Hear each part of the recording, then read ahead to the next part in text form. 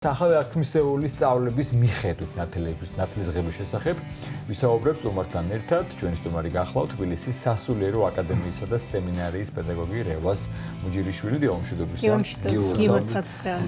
მოძღვართან საუბრობდით, ვინც გიყურებდა დილიდან და მამა დავითმაც განმარტა ცხადია და სხვა აქცენტები გააკეთა. ჩვენ უფრო გავაკეთეთ ნათლიანთლობაზე აქცენტები, ცხადია მანაც ისაუბრა ნათლისღების მნიშვნელობაზე.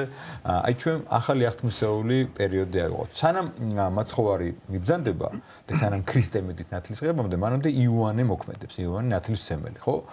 იოანეს წინასწარმეტყველი, ესეც უფლისნება. რა ხდება იმ დროისთვის, იმიტომ რომ უცხო გარემოა, იუდეველებისთვის გაურკვევლობა, იქ მიდის რაღაცა ჭობაც, შეიძლება ითქვას კითხვებიც, რა შვება იოანე და შემდგომ იოანე თავად მიუთითებს მაცხოვარზე. ახლა ტარიგი ხვდის. აი რა ხდება აქ და შემდგომ განვაგებთ უკვე ეს მნიშვნელობა როგორ არის გადმოცემული ახალ აქტმისში.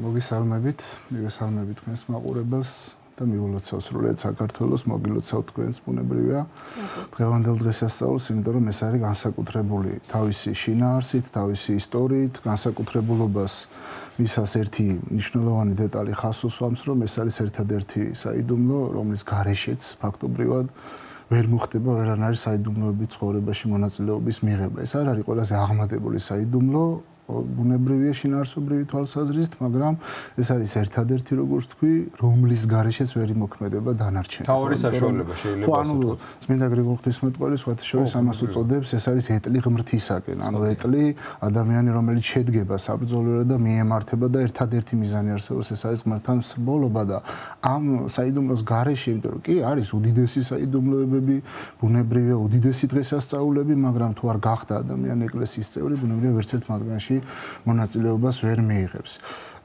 დასმულ შეკითხვას რომ უპასუხოთ, რასაკვირველია ისტორიული თვალსაზრისით ძალიან მნიშვნელოვანია ეს საკითხი. ვინ არის ზოგადად იოანე ნათლისმცემელი, ვინ არის ამ შემთხვევაში იუდეველებისთვის, იმიტომ რომ საკმაოდ რთული ხალხია, არიან ისრაელიანელები, თქვენ სწორად აღნიშნეთ, რომ მითქმა-მოთქმა იყო, მითქმა-მოთქმა იმასთან დაკავშირებითაც, რომ რა უფლებით გამოდის, ზოგადად რას წარმოადგენს ეს ადამიანი, საერთოდ ჩვენ ვიცით, ვინც დაკვირვებულია სახარებისეულ სწავლებასთან, საზოგადოება იყო გაყოფილი. შეიძლება ორად უფრო ყველაზე გავრცელებული ვერსიით, მაგრამ შეიძლება სამადაც კი, ვინც აი ქრისტესთან და ახალ გამოჩენილ, ასე ვთქვათ, თორე ახალი სინამდვილეში არ იყო რელიგიასთან დაკავშირებით, ცოტა ზოგიერთი ეჭვის თვალით უყურებდა ამ ყოველივე, ზოგიერთი გულწრფელად მართლაც კითხულობდა თუ რა არის ეს ახალი მოვლენა და ამიტომ აი თვითონ ფარისევლებიც ჩვენ გვახსოვს იქ სახარებაში გადმოცემულია, რომ გადიოდნენ ფარისევლებიც და ისინიც კი იდგნენ იქ და ზოგი ინათლებოდა და ზოგი თქვათ ყურადღებას აქცევდა და ელოდებოდა თუ რა მოყვებოდა ამ მოვლენას. ახლა საკითხი ასე დაისმის. თუ იოანე ნათლისმცემელი რაიმე ახალს აღასრულებს, მაშინ ბუნებრივია პირველი დაპირისპირება იუდეველებთან ამ კუთხით მოხდებოდა, ხო ძალიან მარტივი იქნებოდა. ახლა ჩვენ ამ პოზიციით საუბრობთ, რომ ის წმინდაა და გასაგებია ეს ყველაფერი და ღმერთი იცავს, მაგრამ მეორე მხარეა იუდეველები არაფერს რეაგირებენ. ეს რას ნიშნავს? მათთვის მაინც და მაინც უჩვეულო არ იყო ეს მოვლენა და მოდი გადავხედოთ ახლა ძველი აღთქმის ტრადიციაში რა ხდებოდა, რა წესი იყო ამასთან დაკავშირებით, ამას ეწოდებოდა და ეწოდება დღესაც განბანვის რიტუალი. ზოგადად ისრაელიანელები არაფერს არ აღასრულებდნენ განბანვის გარეშე, თითქმის ყველაფერი განსაკუთრებით აქ სატაძრო მსახურება იყო, სხვათა შორის დღემდე არის შემორჩენილი ლიტურგიაში მღვდლის მიერ ძღვენის შეწირვამდე, ანუ ლიტურგიის დაწყებამდე, როდესაც კვეთა უნდა აღესრულოს განბანვის რიტუალი და მის შემდგომაც უშუალოდ როდესაც კიდევ ერთხელ ანაფორის ლოცვის წინ ძღვენს ეკარება, ძღვენს მიახლება, ეს ტრადიცია შემორჩენილი, ანუ განწმენდილობა, განბანილობა ადამიანისა ყოველგვარი ბიცისაგან, ну ის რა თქმა უნდა ძველი აღთქმის პერიოდში სიმბოლური და პრაქტიკული დატვირთვისაც იყო და ახალი აღთქმის პერიოდში უკვე შეეძინა მას განსაკუთრებული მნიშვნელობა. აი იოანე ნათლისმცემელი, როგორც ერთ-ერთი პიროვნება, სხვათა შორის ამ კუთხით შეზღუდულნი არ იყვნენ ისრაელიანელები, იქ არ არსებობდა ასეთი მდგომარეობა, რომ მაინც და მაინც სამღვდელო პირს უნდა აღესრულებინა ნებისმიერ მოღვაწეს, ნებისმიერს, რომელიც ხალხის მიერ აღიარებული იქნებოდა, ანუ ასე იყო დაწყობილი ჯერ ხალხის გავლენა, ხალხში გავლენა უნდა მოეპოვებინა და მერე დაიწყო მას მოღვაწეობა, მოწოდებითი მოღვაწეობა.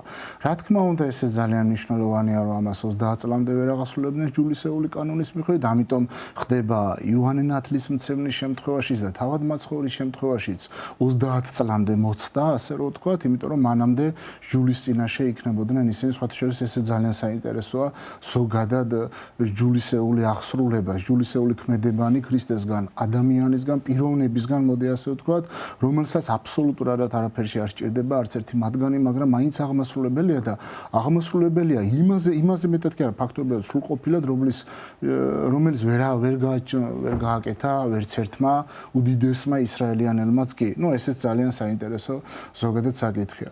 აი ორი მიმართულება არსებობდა ძირითადად ისრაელიანებში, ერთი ზოგადად, ანუ სხვერპლს შეწირვამდე განწმენდელობითი რიტუალი და მეორე ესეც ძალიან საინტერესოა, როდესაც იუდაურ წიაღში ვინმე შემოდიოდა უცხო ტომელი, ანუ არაისრაელიანელი ტომით, ჩვენ ვიცით რომ რელიგია გარკვეულწილად ნაციონალური თვალსაზრისით იყო ისრაელში, დღეს ოფიციალურად ნაციონალურია, მაგრამ იმ პერიოდში ეს ოღონდ ღმერთისგან კი არ მომდინარეობდა, პირიქით ღმერთს თქვა მქონდა რომ ყველა უნდა მოექციათ ღმერთისკენ, მაგრამ მათ ისე მოახდინეს შემდგომ რომ გარკვეულწილად ნაციონალურ საზღვრებში ჩასვეს და თუ ვინმე განაცხადებდა სურვილს რომ უნდოდა იუდაურ წიაღში შემოსვლა, აი მისი განბანვა ხდებოდა, ანუ უცხო ადამიანისა, სხვათა შორის ეს განბანვა გარკვეულწილად აღიარებითი აქტიც კი იყო, რაც დღესაც არის ქრისტიანულ ტრადიციაში, რომ ადამიანი, რომელიც უპირველესად აღიარებს და ჩვენ ყველა ჩვენგანს მიუღია მონაწილეობა ან შემდგომ როგორც მაყურებლის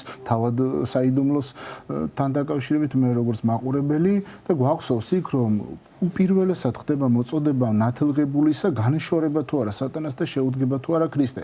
ანუ აღიარება ქრისტიანული ჭეშმარიტებისა, სწორედაც აი არაიუდეველის მხრიდან ხდებოდა იუდეველთა ღმერთის აღიარება და მისი განბანვა, ასე რომ ვთქვათ, მისი მონათვლა და შემდგომ უკვე ხდებოდა ამ წიაღში დამკვიდრება. აი ამას აკეთებს ფაქტობრივად იოანე ნათლისმცემელი და სწორად აღნიშნეთ, რომ ის აი იოანეს სახარებაში არის, როდესაც მიდიან მღვდლები და ლევიტელები, რომ კითხონ თუ ვინ ხარ შენ, ახლა თუ მათ ხელთ ეკნებოდათ ისეთი არგუმენტი, რომელიც პირდაპირ დაუპირისპირდებოდა იოანეს მოღვაწეობას, ბუნებრივია აღარ დასჭირდებოდათ ბევრი მიმოხილვა პირდაპირ წეღანას თქვი რომ ჯული აძლევდათ ამის საშუალებას, რომ თუ ვინმე თვითმარქვია გამოჩნდებოდა, ქვებითაც კი უნდა ჩაქოლილიყო. ანუ კაცრი სასჯელი განეცემა. პირველი შემთხვევა აქ განცხადებასაც ვეძახით ამ დღესასწაულს, როცა სულიწმინდის სახით დრედი, მამის ხმა, ძე ნათელს იღებს და სამება გვეცხადება. მანამდე ეს არ ხდებოდა, არც ერთ-ერთი შემთხვევა მთელი ისტორიის მანძილზე ვით-ერთ-ერთი რაც ვიცით ჩვენ კაცობრიობაში.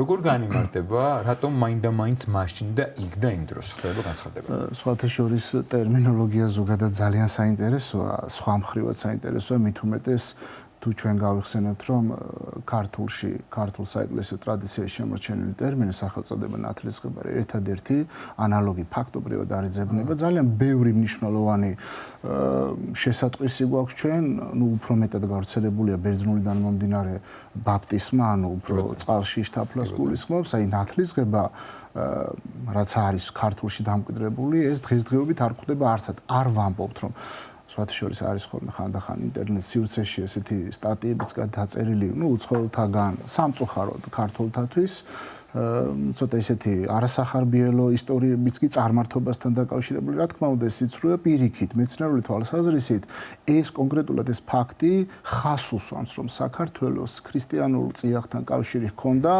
ვიდრე მეოთხე საუკუნემდეს და რატომ ახლა? მეოთხე საუკუნის შემდგომ ბერძნულ სამყაროში ტერმინი ფოტისმა, რაც ნათლისღების ბერძნული ვერსია, ფიზიკურად აღარ არსებობს. ეს ნიშნავს, რადგანაც ქართულმა შემოინახა ეს ჟღერადობა, ასე რომ ვთქვათ, ნათლისღება ფოტისმას შესაძლოა შესაბამისად გაცილებით ადრე ჰქონდა მას ურთიერთობა. ეს კიდე ცალკე საკითხია. ახლა კონკრეტულად თქვენ რაც იკითხეთ ეს სახარებისეული სწავლება და ზოგადად ნათლისღებასთან დაკავშირებით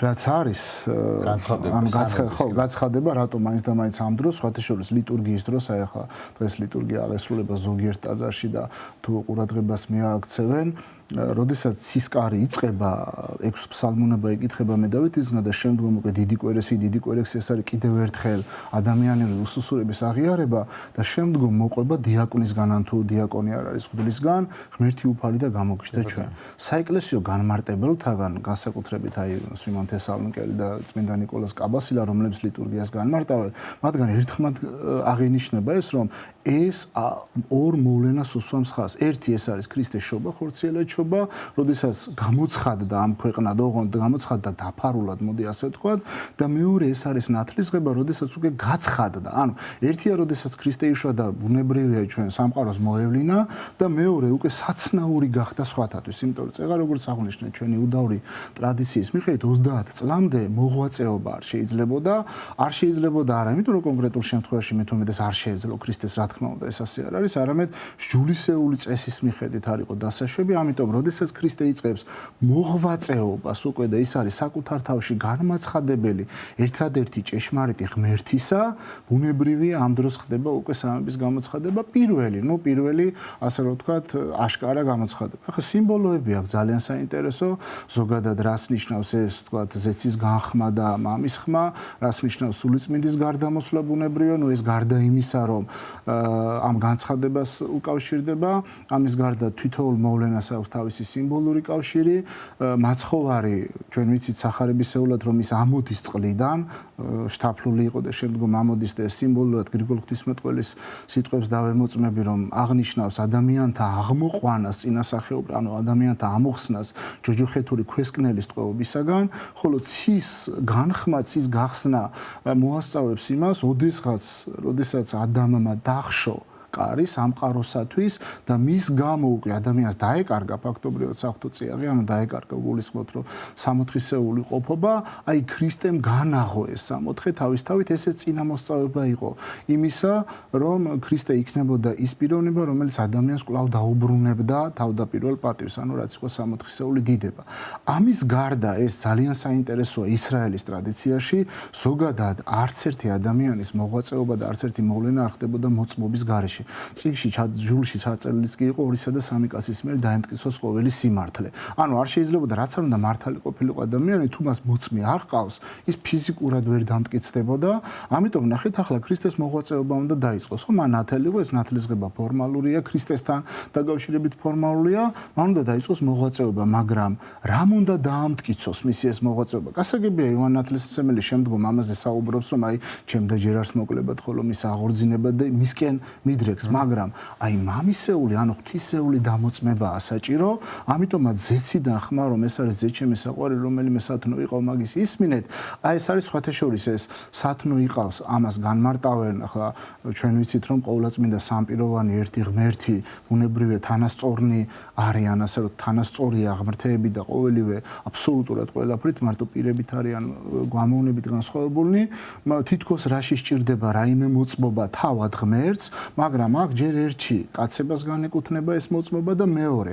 ანუ ამით დამტკიცებულია ღმერთისგანვე, რომ ქრისტესთან დაკავშირებული ყველა მოვლენა, რაც შემდგომში აღსრულდება, მოწონებულია ღვთისაგან, ანუ შეწყნარებულია სხვაგვარად რო ვთქვა და ამიტომ ამბობს, რომ ეს არის ზეჩემი საყვარელი, რომელიმე სათნო იყავ და ამას სჭირდებოდა მესამე მტკიცება, ასე რომ ვთქვათ, ანუ 2 და 3 კაცის მიერ დაემტკიცოს ყოველი სულიწმინდის გარდამოსვლა. სხვათა შორის სულიწმინდა ზოგადად ცნობილი იყო ისრაელის ტრადიციაში. რას ვინაიდან ძალიან ცოტა დრო გვაქვს დარჩენილი, აუცილებლად უნდა ითქვას თან შემდგომ როდესაც მაცხოვარი ინაცვლება, უდაბნოში გადის და აი ამის მნიშვნელობის შესახებ ვთქვათ აუცილებლად თუ რას წარმოადგენს ეს ზოგადად ქრისტეს მოღვაწეობას დოგმატური მნიშვნელობის გარდა, ანუ დოგმატური ერთადერთი რომ ადამიანი გამოეხსნა ტყვეობისგან, ამის გარდა აქვს ზნეობრივი პრაქტიკული დატვირთვაც. ანუ ადამიანისთვის ესწავლებინა მოღვაწეობა, როგორ უნდა აღასრულოს. ანუ ერთია მოწოდება რომ იყავით სრული თარცა მამაი თქვენი ზეცათა ისრულარს, მაგრამ მეორეა უნდა მასწავლოს ვიღაცამ როგორ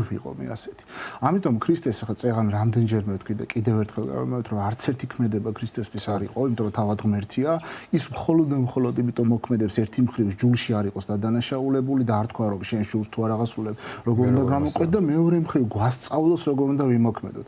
აი ამ ქმედებით ქრისტე რომ ამოდის თუ არა წყლიდან მყისიერად გადის უდაბნოში, რათა გამოიცადოს, ორი განსაკუთრებული მნიშვნელობა აქვს. ეხლა მე მოვისმინე თქვენ წინა გადაცემაში ხაზი გაუსით, აბსოლუტურად მართებულად და ძალიან მნიშვნელოვანი საკითხი იყო, რომ ადამიანის ცხოვრება ეს ამბაზიდან ამოსვლით არ სრულდება. მეტსაც ვიტყვით, არათუ და ჯავშანი ახსენეთ, თქვენ რაღაცა ჯავშანი მართლაც არ არის ეს, რომ მე ამოვედი წყლიდან, თეთრი სამოსი შევიმოსე და დასრულდა ამით ყველაფერი, რასაც მინდა გავაკეთე. პირიქით, ახლა აქ უფრო რთული პროცესი იწყება, აი ეს თეთრი სამოსი ბოლომდე უნდა მივიტანო. ანუ მივიტანო შეუბღალავთ. ეს არის ძალიან რთული პროცესი და ამიტომაც ნახეთ, რომ არ სრულდება მართლაც ნათლისღებით ადამიანი რომელიც განიწმინდება, განეკრძალება და სულიწმინდის მადლით შეიმოსება, რომელიც ძალას აძლევს მას გათავისუფლებს სამისგან, შემდგომ უკვე ის მოღვაწეობით გზაზე დგება და მეტიც უფრო სირთულის წინაშე აღმოჩნდება.